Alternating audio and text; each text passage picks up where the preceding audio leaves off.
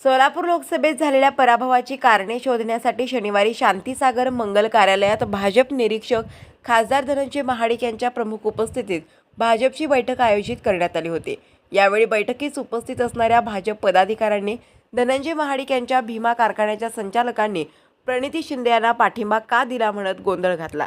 जिल्हाध्यक्ष तथा आमदार सचिन कल्याण शेट्टी यांचे भाषण झाल्यानंतर निरीक्षक तथा खासदार धनंजय महाडिक हे बोलण्यास उभे राहिल्यानंतर भाजप पदाधिकारी विकास वाघमारे, सुदर्शन यादव, यतिराज होरमाणे, श्रीमंत बंडगर यांच्यासह भाजपमधील युवक आक्रमक झाले।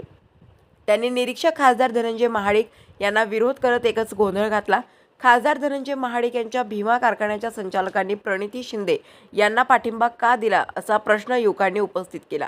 लोकसभेत झालेल्या पराभवाची कारणे शोधण्यासाठी शनिवारी भाजपने बैठक बोलावली होती। सकाळी 12 वाजता शांतीसागर मंगल कार्यालयात निरीक्षक खासदार धनंजय महाडिक